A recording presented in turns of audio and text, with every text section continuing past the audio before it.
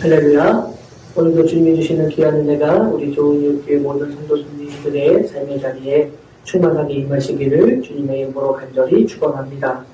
오늘부터 우리는 사도 베드로가 초대교회 성도들에게 전하는 신앙적인 권면을 담은 두 번째 편지 베드로후서를 통해서 우리가 함께 말씀을 통해 은혜를 나누려고 합니다.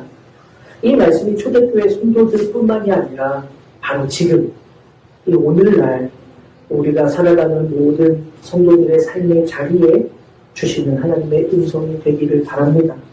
위로가 되기를 바랍니다. 소망이 되기를 바라고 힘과 능력이 될 수 있기를 주님의 이름으로 간절히 축원합니다. 베드로 사도는 베드로 전서, 베드로 후서 두 개의 서신을 성도들에게 나눠서 그들의 신앙의 자리에서 어떻게 하나님의 말씀대로 그들의 신앙을 잘 지키고 살아갈 것인가, 그들의 신앙을 건면하기 위한 두 개의 편지를 보냈는데, 우리가 처음 베드로전서 말씀을 함께 나눌 때 우리가 나누어 보았던 것처럼 베드로 사도 그 1절에 보면 그들은 누구인가, 이 편지를 받은 이들은 누구인가, 그것에 대해서 이렇게 이야기합니다.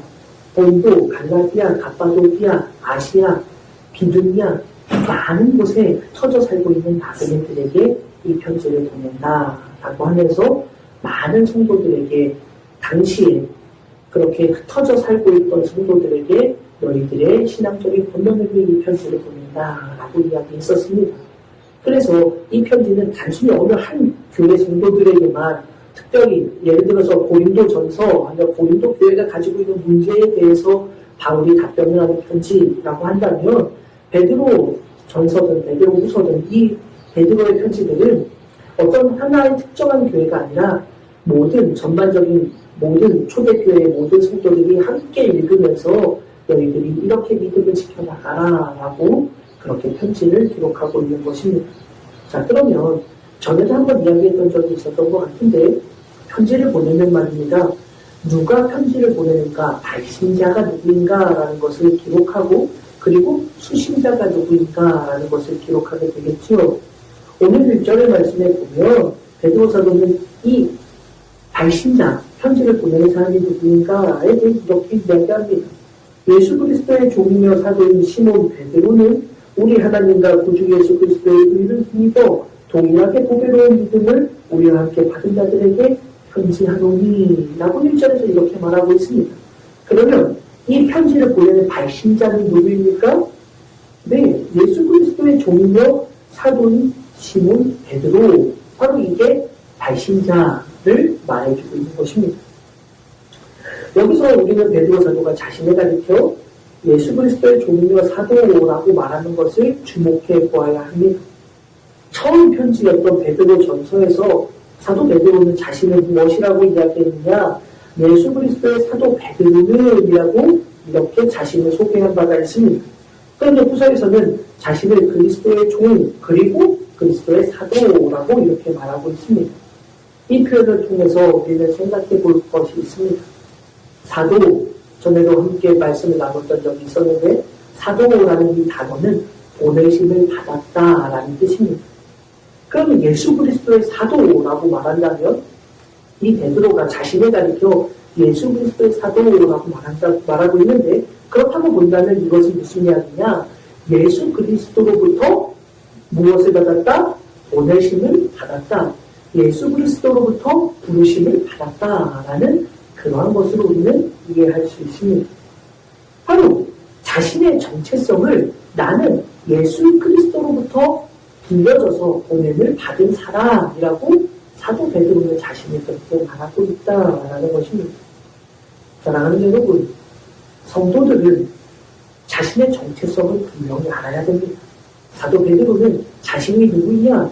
예수 그리스도로부터 보내심을 받은 사람, 그러니 예수 그리스도의 일꾼, 주님의 보내심을 받은 그러한 일꾼이 바로 나다라는 분명한 정체성을 지금 이 편지에서 발신자를 소개하는 바로 이 부분에서 그렇게 고백을 하고 있는 겁니다.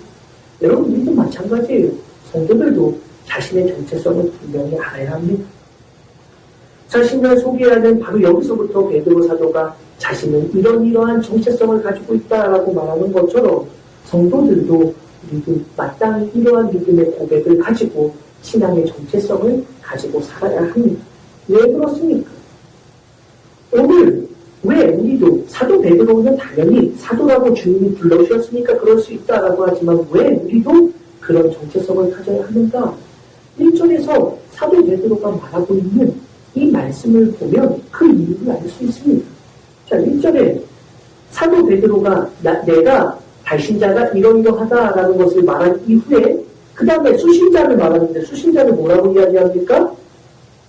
시몬 베드로는 이라고 한 다음에 그 다음에 보면 우리 하나님과 구주 예수 그리스도의 은혜를 힘입어 동일하게 고대로운 믿음을 우리와 함께 받은 자들에게 편지하노니 라고 수신자를 이렇게 말하고 있습니다. 자, 수신자가 누구라고요? 뭐 앞에 것들 쭉 정리해서 말하자면 우리와 함께 동일하게 고대로운 믿음을 받은 자들, 그들이 수신자다라고 말하고 있는 겁니다. 자, 제가 아까 전에 서두에 말했듯이 전반부에 말했었던 것처럼 베드로 전서에서는 그 편지를 받은 수신자들이 누구라고 이야기했어요?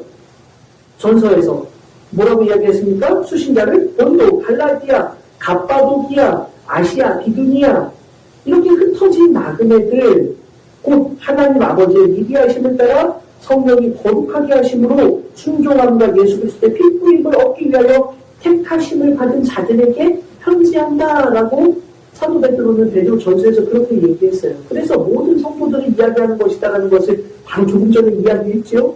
그래요. 베드로 전서에서는 너희 편지를 받는 이들이 누구냐? 흩어진 나그네와 같은 성도들이라고 이야기를 했어요. 그런데 그 흩어진 나그네와 같은 성도들이 누구냐라는 것을 오늘 본문에서는 콕 집어서 그들은 누구냐? 우리와 같은 고배로운 믿음을 받은 자들이다. 우리는 누구예요? 사도. 그럼 여러분 이거예요. 사도 베드로는 나는 예수 그리스도로부터 보내심을 받은 그리스도의 일꾼이다 라고 자신의 정체성을 고백하면서 성도들, 수신자들인 너희들, 그 수신자들은 전서에서 말하는 것처럼 모든 교인이에요. 근데 그 모든 교인뿐만이 아니라 이 말씀을 읽고 오늘 우리가 함께 이 말씀을 읽는 우리들, 오늘 이 말씀을 함께 붙잡고 하나님의 음성을 듣기를 원하는 우리들에게도 동일하게 주시는 말씀이 되어 그러면 바로 그들은 누구다? 바로 우리와 동일한 보배로운 믿음을 가진 자가 바로 너희다 라고 베드로 사도가 지금 이렇게 이야기하고 있는 거예요. 그러니 너희도 누구다? 사도들과 동일한 보배로운 믿음을 가졌으니 그렇게 받았으니 너희도 누구다? 그리스도로부터 보내심을 받을 주님의 일꾼이다. 너희도 라고 지금 베드로 사도는 이야기하고 있는 겁니다. 그래요 여러분, 사도만 주님의 부르심을 받은 것이 아니다라는 이야기예요. 사도들만 예수님의 12제자, 그 중에 가룟 유다는 떨어져 나갔고 새로 다시 사도행전의 말씀에 보면 마띠아가 제비 뽑혀서 12명의 사도에 들어왔는데 그 12명만 주님이 부르신 자들이 아니다. 누구도요? 흩어져 살아가는 너희 나그네와 같은 성도들도 그리고 이 말씀을 그 말씀을 들은 이후로부터 2000년이 지난 바로 지금 오늘 이 말씀을 붙잡고 하나님의 음성을 듣기를 원하는 우리 모두도 다 누구다? 예수 그리스도로부터 보내심을 받은 주님의 일꾼이다. 똑같은 동일한 보배로운 믿음을 너희도 받지 않았느냐? 그러니 너희도 누구다? 그리스도의 일꾼이다, 사도다라고 지금 베드로 사도는 이야기하고 있는 겁니다. 그러니 이 말씀은 오늘 우리에게 중요한 겁니다. 사랑하는 성도 여러분, 오늘 우리에게 주시는 하나님의 말씀처럼 우리도 주님이 보내셨다라는 것, 주님이 우리를 부르셔서 하나님의 거룩한 일꾼으로 세우셨다라는 이 믿음의 정체성을 놓치지 않는 우리 모두가 될 수 있기를 주님의 이름으로 간절히 축원합니다. 목사만이 아닙니다. 목사만 하나님이 세우신 일꾼이 아닙니다. 장로님만 하나님이 세우신 일꾼이 아닙니다. 권사님, 집사님, 아직 직분을 가지지 않은 일반 성도님들도, 그리고 아직은 어린 우리 교회학교 어린 아이들도 주님이 우리를 부르셔서 하나님의 거룩한 일꾼으로 우리를 세우셨다라는 믿음의 고백, 그 신앙의 정체성을 놓치지 않는 우리 모두가 될 수 있기를 간절히 소원합니다. 우리 모두가 다 그렇게 하나님의 거룩한 일꾼으로 부르심을 받았고 하나님의 그 거룩한 부르심 안에 함께 세워져 나가는 주님의 일꾼이라는 것을 믿음으로 고백하며 오늘 우리의 신앙의 자리를 굳건하게 세워가는 거룩한 주님의 자녀들이 되시기를 간절히 소원합니다. 그래요. 모든 이들이 다 이런 같은 은혜, 같은 그런 부르심을 받았다라는 것을 베드로 사도는 처음부터 베드로 목사를 시작하면서부터 바로 이렇게 이야기해 주면서 너희들도 그리스도인으로서 그리스도의 일꾼으로서 사도와 동일한 믿음을 받은 자로서 그 믿음의 정체성을 놓치지 말아야 한다 라고 하면서 바로 그 놓치지 않는 그런 굳건한 믿음으로 하나님의 말씀을 듣고 거룩한 주님의 부르심의 길 가운데 아름답게 서 있기를 바라면서 바로 이 편지를 쓰고 있다라는 것이지. 우리 좋은 이웃들과 우리 모두도 그러한 믿음의 고백 위에 나를 주님 앞에 드리고 거룩한 부르심 앞에 그 보내심을 받은 아름다운 일꾼처럼 담대하게 맡겨진 사명을 감당하는 저도 되고 우리 모두 선생님들도 되시기를 간절히 소원합니다. 자, 그런데 또 하나 우리가 잠깐 말씀을 보았지만 그냥 아직 지금만 하려고 아까 이야기하지 않았던 것 부분이 있어요. 무엇이냐? 아까 후서에서는 베드로 사도가 자신의 정체성을 뭐라라고 이야기했다고 했으니까 예수 그리스도의 종이며 사도인 시몬 베드로라고 이야기했었는데 전서에 보면 사도 베드로는 자신의 그리스도의 사도인 베드로라고 이야기하고 있어요.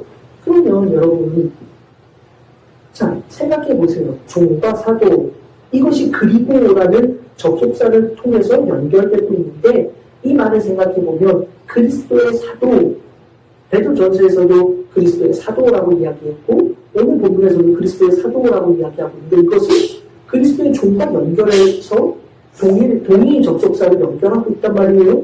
자 그러면 이 말씀은 무엇이냐? 정말 중요한 것이 여기 안에 있는 거예요. 베드로 사도는 주님으로부터 보내심을 부르심을 받은 일꾼으로는 정체성으로 살아가는데 성도들도 동일한 정체성으로 살아가야 하는데 자 그런 부르심을 받은 그 보내심을 받은 그 자리가 어디냐? 보내심을 받은 그러한 주님의 일꾼들은 무엇으로 보내심을 받았느냐? 무엇으로 받았다고요? 종으로 보내심을 받았다라고 사도 베드로는 이렇게 우리에게 말해주고 있는 겁니다. 중요한 겁니다. 주님의 부르심을 입은 성도들은 무엇으로 불림을 받았느냐? 그리스도의 종으로 불림을 받았다라는 것을 여러분 절대 잊어서는 안 됩니다. 주님의 일꾼은 주님의 종으로 부름을 받은 것이지 주님보다 더 높은 위치로 우리를 부르시지 않았습니다. 종은 주님의 명령에 따라 맡겨진 역할을 감당하는 사람이 종입니다. 주님의 부르심을 받은 바로 우리 모두는 바로 그렇게 주님의 명령에 따라 살아가는 자들 바로 그것이 우리의 보내심을 받은 자리다라고 사도 베드로는 우리에게 말해주고 있는 것입니다. 아니 여러분 말씀이 묵상하고 저도 스스로에게 물어보는 것이고 여러분도 스스로에게 물어보아야 합니다. 우리가 주님의 일꾼으로 부르심을 받았어요. 주님의 거룩한 부르심의 자리에 우리도 함께 사도와 동일한 믿음의 그대로 믿음을 가지고 받아서 그렇게 주님의 일꾼으로 부르심을 받았습니다. 그런데 우리의 부르심의 자리가 진짜로 종의 자리인가? 저도 스스로 생각해 보는 겁니다. 여러분들도 스스로 한번 생각해 보아야 합니다. 주님이 나를 부르셨다라는 믿음의 고백을 하는데 그 믿음의 고백의 자리가 종의 자리인가? 생각해보면 말입니다. 종의 자리보다는 더 높은 자리? 여러분들은 안 그러십니까? 말씀을 묵상하면서 제 스스로에게도 오늘날 한국 교회의 그런 모든 모습 속에서도 이런 모습이 분명히 종의 모습으로만 목회자들도 성도들도 살아가고 있는가? 어떨 때는 그렇지 못하지 않을까라는 생각이 더 많이 듭니다. 종종 보면 주님의 종으로 살아가기보다는 주님을 나의 목적을 위하여 사용하는 그렇게 수단으로 사용하는 목회자나 성도들을 참 많이 보게 됩니다. 하나님도 내 뜻대로 좌지우지할 수 있다라고 착각하는 목회자들도 있습니다. 그래서 하나님도 내 말 한마디면 꼼짝 못해 라고 말하는 목회자들도 있지 않습니까? 내가 그 생명책에서 이름 지워버리면 하나님이 기록하셨어도 지워버릴 수 있다라고 말하는 그런 목회자들도 있지 않습니까? 성도들은 어떻습니까? 내 계획과 목적을 가지고서 그 목적과 계획을 위해서는 하나님을 내 뜻대로 내 마음대로 이용하려고 하는 그런 수단으로 착각하며 살아가는 성도들은 꼭 없습니까? 그런 모습들을 참 많이 목격하게 됩니다. 기억하십시오. 베드로 사도는 자신의 정체성을 분명히 알았습니다. 그리고 그 분명한 고백으로 너희들도 동일하게 그렇게 살아가라라고 말하고 있습니다. 그런데 그 부르심, 그 분명한 정체성의 자리는 주님보다 더 위대한 자리가 아니라 주님의 종의 자리라고 말하고 있는 것입니다. 저도 그렇고 우리 모든 성도님들도 바로 그렇게 나의 정체성의 자리가 어디인가라는 것을 한순간도 놓치지 않고 그렇게 그리스도의 종으로서 맡겨진 사명을 감당하고 주님의 명령에 따라 순종하는 복된 주님의 자녀들이 되시기를 간절히 바랍니다. 이어지는 2절에 보면 사도 베드로는 하나님과 우리 주 예수를 알므로 은혜와 평강이 너희에게 더욱 많을지어다 라고 그렇게 말하고 있습니다. 하나님과 우리 주 예수를 알므로라고 말하고 있는데 여기서 이 알다라는 단어는 단순히 내가 그거 알아요 라는 그런 단어가 아닙니다. 그 단어하고는 다른 단어가 사용되어 있는데 이것을 명확하게 그렇게 분명하게 보여주고 있는 말씀은 고린도전서 13장 12절에서 바울이 분명하게 이야기해주고 있습니다. 고린도전서 13장 12절 말씀에 보면 우리가 지금은 거울로 보는 것 같이 희미하나 그때에는 얼굴과 얼굴을 대하여 볼 것이요 지금은 내가 부분적으로 하나 그때에는 주께서 나를 아신 것 같이 내가 온전히 알리라 라고 바울이 그렇게 이야기하고 있습니다. 여기서 알다라고 할 때 내가 부분적으로 아나라는 이 표현, 이 아나라고 할 때 이 단어가 알다라는 단어가 사용되어 있습니다. 그런데 주께서 나를 아신 것 같이라고 할 때 이 아신 것 같이라는 단어와 내가 온전히 알리라라고 할 때 이 온전히 알다라고 하는 이 두 개의 단어는 앞에서 베드로 사도가 말했던 알다, 알므로라는 단어와 똑같은 단어, 온전히 안다라는 단어가 바로 여기에 사용되어 있습니다. 그러니 그냥 아는 것과 온전히 아는 것이 다른 것인데 베드로 사도는 바로 단순히 아는 것이 아니라 온전히 아는 주님께서 나를 아신 것은 어떻게 주님이 나를 아신다라고 하면 대충 아시는 건가요? 그냥 아시는 건가요? 아니죠. 완벽하게 아시는 거 아니겠습니까? 바로 그 단어가 베드로 사도도 똑같이 사용하고 있는 단어입니다. 이렇게 볼 때 하나님 예수 그리스도를 제대로 알아야 된다라는 것을 말하고 있는 것이죠. 바로 그렇게 알아야만 비로소 하나님의 은혜와 평강이 더욱더 풍성해진다라는 말이 되는 겁니다. 3절에서 우리를 부르신 이를 알므로 말미암으니라 라고 말할 때에도 똑같은 단어가 사용되어 있습니다. 즉 하나님과 우리 주 예수를 우리를 부르신 이를 온전히 알을 통하여서 하나님이 주시는 은혜와 평강이 더욱 많이 풍성해질 것이고 생명과 경건에 속한 모든 것을 우리에게 주실 것이다 라고 사도 베드로는 그렇게 말하고 있는 것입니다. 자, 이 말씀을 우리 다시 한번 좀 생각해 보아야 합니다. 자, 이 말씀은 참 중요합니다. 신앙의 자리. 왜냐? 우리는 종종 착각을 하며 살아갈 때가 있어요. 무엇이냐? 우리가 그리스도의 종으로 살아갑니다. 주님의 부르심을 받아서 살아가요. 하나님의 거룩한 부르심의 일꾼으로 살아갑니다. 네, 그 자리는 종의 자리, 여기까지 오케이. 자, 그래요. 그런데 그렇게 되면 우리는 하나님의 종으로 살아가기로 결단하면 그러면 모든 것이 다 우리에게 들어오는 것이라고 생각합니다. 은혜도 평강도 생명에 관한 것도 가장 좋은 모든 것들도 다 내게 주는 것으로 그렇게 생각합니다. 그것이 다 내게 오는 것이라고 그렇게 생각합니다. 그러나 성경은 우리에게 뭐라고 말씀하십니까? 먼저 주님을 온전히 알면 그리고 나서 주님이 너에게 은혜도 주시고 그리고 나면 평강도 주시고 그리고 나면 생명과 건강에 속한 모든 좋은 것들을 다 너에게 주실 것이다 라고 말씀하는 겁니다. 무엇이 우선돼야 돼요? 주님이 주시는 것이 먼저예요? 아니면 주님을 아는 것이 먼저예요? 주님을 아는 것, 온전히 아는 것이 먼저다. 자, 이게 중요합니다.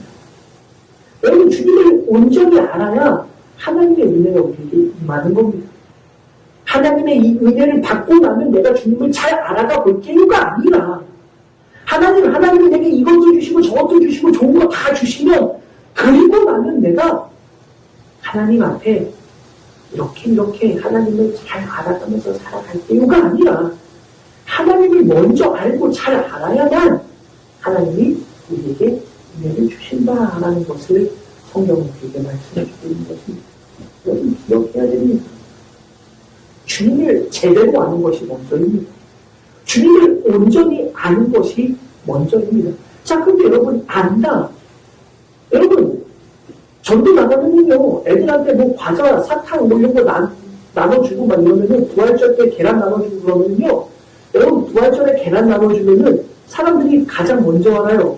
아 오늘 부활절이군요. 교회 그럼 교회 다니세요? 아니 교회 안 다녀요. 애들한테도 나눠주면은 뭐 나눠주면은 아 부활절이네요. 다 알아요. 그럼 너 교회 다니니? 아니 교회 안 다녀요. 어떻게 알아요? 또 예수님도 다 알아요. 하나님도 다 알아요. 교회도 다 알아요. 여러분 근데 그런 게 아닌 게 아니란 말입니다. 주님을 온전히 안다라는 게 과연 무엇일까?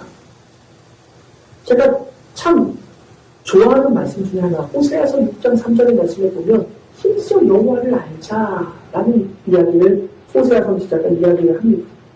무너져가는 이스라엘을 바라보면서 말입니다. 호세아 선지자는 여호와를 알자 그것도 힘써 여호와를 알자라고 이야기하고 있습니다. 그럼 왜 이 이야기를 할까? 여러분 이스라엘 백성들만큼 하나님을 잘 아는 민족이 어디에 있을까요? 이스라엘 민족들만큼 하나님에 대해서 그렇게 잘 알고 있다고 자부할 만한 민족들이 과연 어디에 있을까요? 그들은 어려서부터 토라 하나님의 말씀을 그렇게 열심히 암송하도록 합니다. 그러니 하나님을 모른다라는 것은 말이 되지 않아요. 이방 민족들을 향해서 말하는 게 아니라 이스라엘 백성들을 향해서 말하고 있는 것이기 때문에 그렇습니다. 그런데 왜 호세아 선지자는 여호와를 알자, 하나님을 알자, 그것도 힘써 알자라고 말할까요? 그래요. 하나님을 아는 것과 하나님을 진짜 아는 것은 다르기 때문에 그런 것입니다. 여러분 우리도 그래요. 하나님을 안다라고 하는데 진짜 하나님을 알아야 됩니다. 우리는 교회를 다니니까 하나님을 안다라고 이야기하지만 진짜 하나님이 우리에게 무엇을 원하고 계시는지 진짜 하나님이 무엇을 우리를 통해서 이루기를 원하시는지를 알아야 됩니다. 여러분 교회 다녀도 말입니다. 하나님을 안다고 이야기해도 말이에요. 우리 인생의 자리에서 신앙생활 잘하면 풍요로워진대. 그래서 교회가 신앙생활 잘하면 건강해진대. 그래서 교회가 어떤 분이 말입니다. 교회 기도하다 보면 건강도 좋아진다고 해서 교회를 다니는 사람도 있어요. 기도하다 보니 건강이 좋아진대요. 그럴 수도 있겠죠. 그렇지만 그게 교회를 다니는 주님을 만나는 목적이 아니지 않습니까? 주님을 알지 못하는 거예요. 하나님을 제대로 알지 못하는 겁니다. 이스라엘 백성들도 하나님을 잘 안다고 생각하지만 호세아 선지자는 아니라고 이야기하는 건데 너희들 하나님을 몰라. 그러니 너희들이 지금 이렇게 무너져가는 거야. 진짜로 하나님을 알아야 돼 라고 말하고 있는 겁니다. 바라기는 저도 우리 모든 성도님들도 진짜 하나님을 알기 위해 더욱더 주님을 만나기를 힘쓰는 믿음의 자녀들이 되시기를 바랍니다. 하나님이 무엇을 원하시는지를 제대로 할 수 있는 믿음의 자녀들이 되어야 됩니다. 교회 다니면 이 세상에서 성공한다더라, 교회 다니면 출세한다더라, 교회 가면 하나님이 다 좋게 해주신다더라가 아니라 진짜 우리를 왜 주님의 일꾼으로 부르셨는데 그 일꾼의 자리는 종의 자리로 우리를 부르셨는지 진짜 주님을 제대로 알아야 된다라고 베드로 사도가 말하고 있는 것처럼 우리 신앙의 자리에서도 진짜 주님을 제대로 아는 믿음의 일꾼이 되고 그러한 교회가 되고 하나님의 영광을 위해 진짜 주님을 분명히 알아가며 그렇게 주님의 부르심을 아름답게 감당해 나가는 복된 믿음의 분들이 되시기를 간절히 주님의 이름으로 축원합니다. 그렇게 되면 주님이 우리에게 은혜도 주시고 평강도 주시고 생명도 주시고 그리고 경건에서 큰 모든 것들도 다 주신다. 근데 여러분 더 중요한 게 오늘 보면 4절에 나옵니다. 이로써라는 것은 자기의 영광, 자기라는 예수 그리스도 주님을 말하는 것을 주님의 영광과 더불어서 그 보배롭고 지극히 큰 약속을 우리에게 주사 이 약속으로 말미암아 너희가 정욕 때문에 세상에서 썩어질 것을 피하여 신성한 성품에 참여하는 자가 되게 하려 하셨느니라 라고 이야기하고 있습니다. 자, 주님의 영광과 더불어서 우리에게 무엇을 주셨다? 보배롭고 지극히 큰 약속을 우리에게 주셔서 그 약속으로 우리를 어떻게 되게 하셨다? 신성한 성품에 참여한다. 신성한 성품에 참여한다. 그리스도의 신성한 성품에 참여한다. 라는 것은 무엇을 이야기하는 겁니까? 그리스도의 자녀들로서 구원받은 백성이 되게 하신다. 라는 말입니다. 자, 결론적으로 말이에요. 여러분, 결론적으로 이야기하면 이 마지막 4절, 오늘 본문의 마지막 4절에서 보면은 주님은 자기의 영광과 더불어서 우리에게 무엇을 주셨느냐? 지극히 큰 약속, 보배롭고 지극히 큰 약속을 우리에게 주셨대요. 근데 그 약속은 뭐냐? 정말로 보배로운 약속이에요.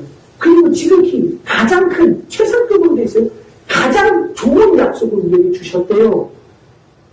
지극히 좋은 그 큰 약속, 가장 큰, 보배롭고 가장 큰 그 약속을 우리에게 주셨는데 그 약속은 뭐냐? 구원받은 자녀가 되게 하셨다.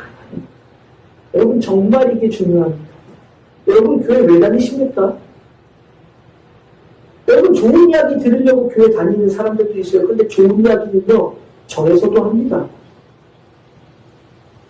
착하게 살라고 하잖아요. 자비롭게 살아라 뭐 그런 이야기도 하지. 좋은 이야기는요 세상에서도 많이 듣습니다.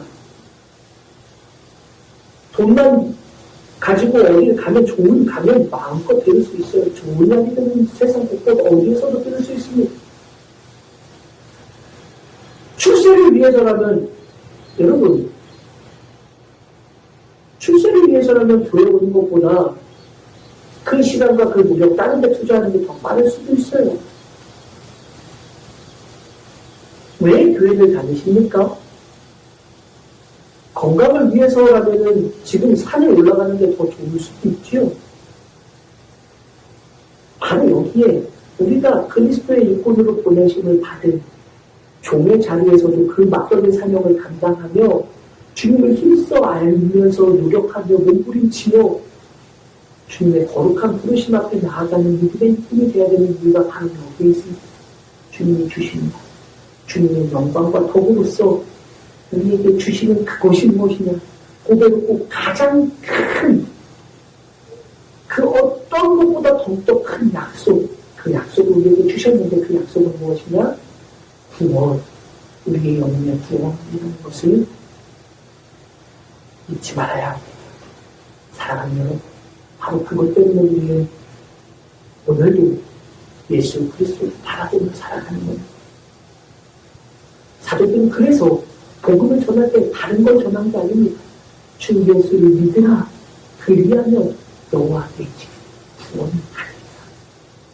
천하 사람 그 누구에게도 구원을 받을 만한 이름을 주신 적이 없다라고 사도들은 그렇게 복음을 힘주어 외치고 다녔던 겁니다. 그리고 여러분, 신앙생활하면서 저는 종종 믿음의 길에서 성도들 가운데 진짜 보배로운 약속, 진짜 가장 큰 약속을 까먹고 다른 것에 마음을 빼앗기며 살아가는 성도들을 종종 보곤 합니다.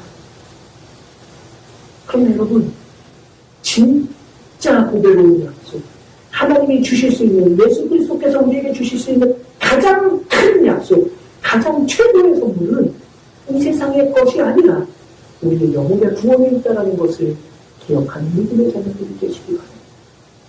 바로 그것을 우리에게 주시기로 약속하셨다. 진짜 주님을 알면, 진짜 주님을 분명히 알게 되면 너에게 이 가장 좋은 약속이 너에게 주어진다라고 성경은 우리에게 말씀드리는 것입니다. 사랑하는 성도, 코로나 시국이 계속해서 장기화되고 1년이 지나서 2021년이 되면 백신도 맞고 그러면 이제 다 좋아질 거다라고 생각했는데 여름이 시작되면서 더욱더 더 많이 확산되면서 이제 4단계 더 이상 교회 안에서 예배드리지 마십시오 라고 하는 그런 단계가 2주 안에 끝날 줄 알았는데 그게 또 2주, 또 2주, 또 계속 연장되면서 지금 9월 5일까지 또 연장이 되었다라고 합니다. 여러분, 이러한 상황 속에서 우리의 신앙의 자리에서 우리는 과연 우리의 진짜 보배로운 약속, 우리에게 주신 진짜 보배로운 약속이 무엇인지를 분명하게 기억하며 그 구원의 약속을 붙잡기 위해 여러분, 이 세상의 것 무너져 가도, 이 세상의 것 조금 잃어버리고 손해보는 것 같아도 바로 그 가장 보배로운 약속, 가장 큰 약속을 우리에게 주시기를 약속하신 주님만을 붙잡고 힘들어도 그 믿음의 길을, 바로 종의 그 길을 아름답게 걸어갈 수 있는 복된 주님의 자녀들이 되시기를 간절히 소원합니다. 말씀을 정리합니다. 사랑하는 성도 여러분,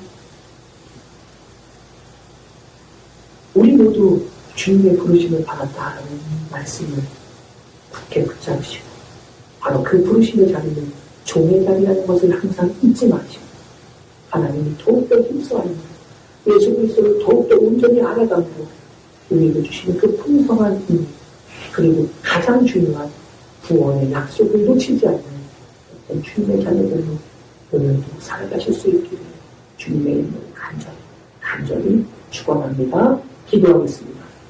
하나님 감사합니다.